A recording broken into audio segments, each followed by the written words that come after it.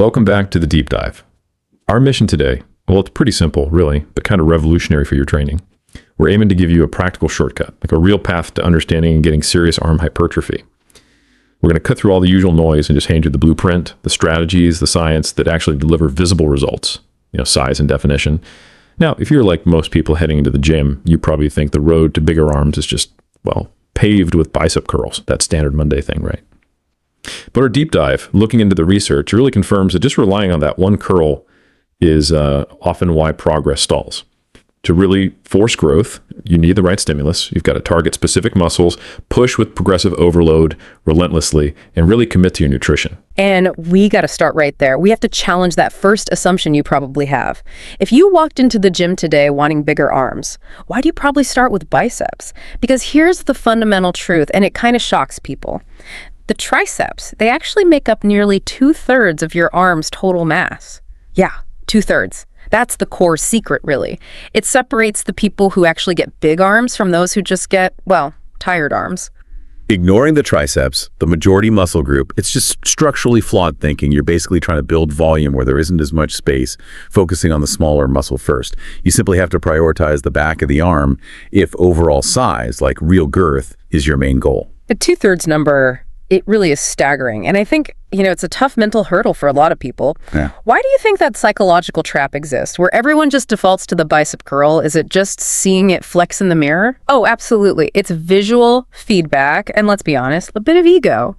The bicep curl gives you that immediate pump, that satisfying look in the mirror, right? It feels like you're doing something. Triceps work, on the other hand, it's often kind of hidden on the back of the arm, maybe less glamorous, needs more discipline. But hypertrophy science, it doesn't care about glamour. It responds to stress and volume.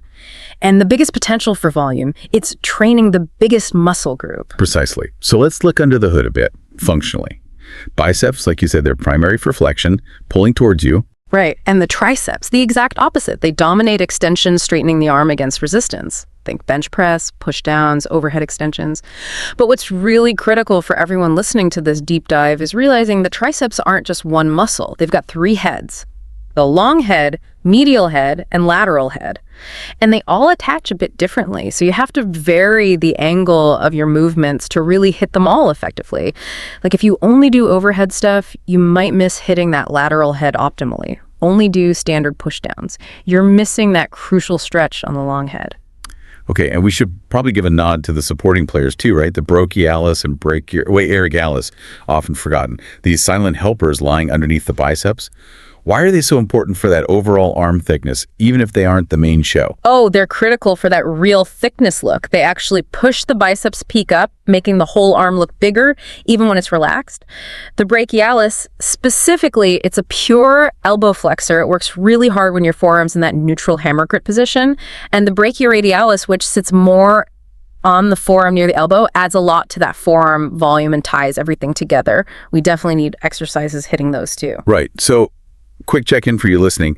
If you've been kind of neglecting your triceps or just doing the same old push down without varying your grip or angle, you've likely been leaving a lot of potential size on the table. We need to move past just doing token sets now. It's about strategic application. Exactly. So our strategy for hypertrophy here, it focuses on a few key things. Constant tension, really maximizing the stretch, and using angle smartly. For triceps, we need 3 specific movements to make sure all 3 heads are properly stimulated, let's say annihilated for effect. Okay, first up, incline dumbbell extensions. You might know them as skull crushers, but done on an incline bench. We choose this one very specifically. It's to get maximum stretch-mediated hypertrophy in the long head. See, the long head is the only one crossing the shoulder joint. Getting your arms overhead on that incline really puts that head in a deep stretch under load. And that mechanical tension, especially in the stretched position, it's arguably one of the most powerful stimuli for muscle growth. That makes total sense. Maximizing the range, forcing adaptation in that specific head. Okay, what's exercise number 2? Next, we pivot. We want to target the lateral head, that's the largest of the 3, gives you that nice horseshoe shape on the side of the arm. For this, we use reverse grip cable pushdowns. So, by turning your grip underhand, supinated, you actually shift the mechanics. You force that lateral head to do more of the work, to dominate the movement. It's an angle a lot of people miss. They just assume any pushdown is enough. It's not if you want full development. Okay, and for the third triceps move, we need to make sure that progressive overload mechanism is really in play constantly. Exactly. So for constant tension and also hitting that medial head, which kind of stabilizes the elbow, we use the standard cable pushdown. What's great here is the cable machine itself. Unlike dumbbells, where tension can drop off at points, the cable keeps resistance on the muscle through the entire range of motion, from the top stretch all the way to the bottom squeeze. That consistent tension means maximum muscle fiber recruitment throughout the whole set. Foundational for growth. All right, that's a really solid plan for the 2/3 majority owner of arm volume, the triceps. Now let's switch gears to the biceps strategy. Here we're thinking about efficiency, targeted recruitment, hitting those different heads. So exercise number 4. This one targets the short head of the biceps. That's what gives the arm its peak, right? We use the concentration curl. Why this one? Because it isolates that short head better than pretty much anything else. It really minimizes your ability to cheat or use momentum. Right, you're kind of locked in position. Exactly. You're forced into that really intense peak contraction at the top. You make sure every fiber, well, as many as possible, of that short head is firing hard. Okay, isolation for the peak. Makes sense. What's number 5? For number 5, we go straight to volume and just necessity, barbell curls. Look, you must have a core movement that lets you safely and consistently pile on significant weight over time. The barbell curl is essential. It's the primary driver for progressive overload, specifically for the biceps.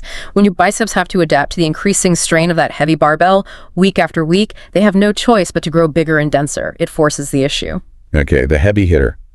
And the final exercise, number 6, you said this one's about pure efficiency, hitting biceps and those silent helpers we talked about. Precisely. This is where we bring in the Zottman curl. Now, what's fascinating about the Zottman isn't really the up part, the concentric lift. That's just a standard bicep curl, palm up. It's the eccentric, the lowering phase that's unique. At the top, you rotate your wrists so your palms face down. That's a pronated grip, and then you slowly lower the weight. That palm down grip during the negative, it absolutely hammers the brachialis and the brachioradialis. A lot of people skip it because it feels a bit awkward, maybe requires less weight, but it's arguably the single best move for adding that girth and thickness by really targeting those deeper muscles. Wow, okay. So we have the blueprint. The 6 key exercises, all designed for specific mechanical stress fiber recruitment, angles, stretches, the works. But, as the research always points out, even the most perfect blueprint is kind of useless if you don't use the right materials and support structure. Yeah. This brings us to the trifecta of growth: progressive overload, nutrition, and recovery. Exactly. Couldn't have said it better. Let's break it down. First, progressive overload. It's not just some theory, it's literally the definition of adaptation. Your muscles only grow if you consistently force them to do more than they're currently capable of or comfortable with. Lift the same weight, same reps, every single workout, you will stall. It's inevitable. So how do we translate that ratio you mentioned, like 60% to 80% effort, into practical steps in the gym? Good question. It means consistently using methods like microloading, adding just a tiny bit more weight, maybe 2.5 pounds or 1 kilo to the bar every couple of weeks, or maybe increasing your time under tension, slowing down that negative portion of the lift, making the muscle work harder for longer, or once you hit your target reps, maybe doing a controlled drop set to push past failure. The point is, you must track your lifts and actively find ways, even small ones, to increase the demand over time. Okay, so training creates the demand. The nutrition has to be the supply chain, right? You can't build new muscle from nothing. Why is nutrition so non-negotiable, specifically for getting bigger arms? Well, simply put, muscle building is metabolically expensive. Your body needs energy and resources. To actually synthesize new muscle tissue, you generally need to be in a slight caloric surplus. If your body isn't getting a bit more energy than it burns, its priority is just going to be maintenance, not building new stuff. And the primary raw material for that building process, it's protein. Right. And not just any protein, we need high-quality sources. Things with high bioavailability lean meats, fatty fish like salmon, eggs, Greek yogurt are fantastic. Supplements like whey protein, they can be convenient, sure, helpful for hitting targets, but they're not a replacement for real whole foods providing that dense natural protein your body needs for constant repair and growth. Honestly, if you're training hard and your gains have stalled, the very first place I'd tell you to look is your plate. Are you eating enough and enough quality protein? Solid advice. And that leads us to the final pillar of the trifecta, the one that, let's be real, probably gets neglected the most. Recovery. We see it all the time, right? Yeah. People absolutely crush it in the gym. They track their macros perfectly, and then try to run on like 5 hours of sleep. That's where the whole thing can just fall apart. It absolutely collapses, yes. Yeah. The lifting, the training, it breaks the muscle tissue down, that's the stimulus. But the actual building back stronger, that happens during recovery.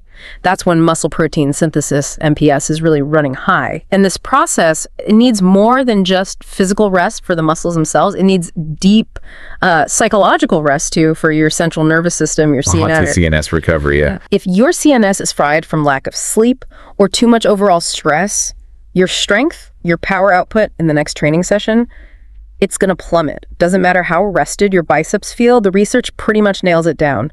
7 to 9 hours of quality, uninterrupted sleep per night. It's non-negotiable for optimal recovery and growth. And something else, consider active recovery, like a light 20-minute walk or easy cycle the day after a really heavy arm session. It can actually improve blood flow, help flush out metabolic waste, and potentially speed up that repair process. Makes you ready to go hard again sooner. That distinction you made between just muscle recovery and central nervous system recovery, that's huge. It reframes sleep completely, doesn't it? Yeah. It's not passive time off. It's an active strength building tool. Okay, so we have the exercises, we have the trifecta principles. Now, how do we integrate this smartly into a weekly routine? How should someone structure their split for maximal hypertrophy without just burning out or overtraining? Yeah, good question. We need to respect physiology, especially around compound movements. The structure should really leverage the natural synergy between muscle groups. The research and, frankly, decades of experience strongly suggest pairing back workouts with biceps work and pairing chest workouts with triceps work. Think about it. When you do heavy presses for chest, your triceps are already heavily involved as secondary movers. Yeah, they're already warmed up and working. Exactly. Following that compound work with specific triceps isolation exercises, that's maximizing the stimulus efficiently. Same logic applies to back day heavy rows, and pull downs hit the biceps too. Ideally, maybe you aim to isolate one major muscle group per day. Or, another approach, have a dedicated arm day, totally separate from your heavy compound lift days. That gives the arms focused attention and allows the CNS more recovery time between those really demanding sessions. Consistency and that intentional isolation are key. Okay, so let's talk payoff. When someone listening stops guessing, stops just doing random curls, and starts applying this specific strategy, focusing on triceps volume, hitting those mechanical triggers like stretch and tension, and truly respecting that trifecta. What does it actually look like for them in the mirror? What changes? Okay, short term first. In the first, say, 3 to 6 weeks, you're going to feel a difference, a significant increase in muscle density. Your biceps will feel permanently firmer, not just pumped after a workout. Your triceps will start to pop more, showing that beginning of the horseshoe definition. You'll just see an immediate change in the actual shape of your arm, especially viewed from the side. And long term, say a few months down the line, sticking with it. Looking long term, yeah, over several months. This foundation leads to real, measurable thickening. True hypertrophy. The increased muscle volume often demands better blood supply, so vascularity might improve. You might start seeing veins across the forearm or bicep that weren't visible before. You start achieving that fuller, high-volume look that, yeah, commands a bit more attention. But, and this is the crucial but, this whole transition depends entirely on respecting those 3 pillars we laid out. Specific progressive training targeting the right muscles, absolute adherence to getting enough protein, and making recovery sacred. You just cannot cheat the science here. Okay, the roadmap is definitely laid out now. You have the exercises, the overload methods, the understanding of fuel and rest. But, knowledge without actually applying it, it just kind of fades away, doesn't it? It becomes trivia. So as you plan your next training week, ask yourself this right now. Which of these key elements are you currently neglecting? Are you still defaulting mainly to biceps? Are you skipping specific high-value exercises like maybe the incline extension or the Zotman curl? Or, hey, maybe you're training diligently, hitting the exercises, but you're consistently shortchanging yourself on those crucial 7 to 9 hours of sleep. Find the weakest link in your trifecta right now and make fixing that your first priority. And maybe here's a final thought to kind of chew on as you optimize your weekly split. Given that we know factually 2/3 of your potential arm volume is sitting there in your triceps, and knowing that we need to isolate muscle groups effectively for growth and also manage CNS recovery, how well, honestly, is your current routine balancing your chest triceps training days versus your back biceps training days? Are they getting equal focus, equal intensity, equal recovery time? Because if one of those pairings is consistently getting shortchanged, well, your potential for overall arm growth is fundamentally capped right there. Something to think about.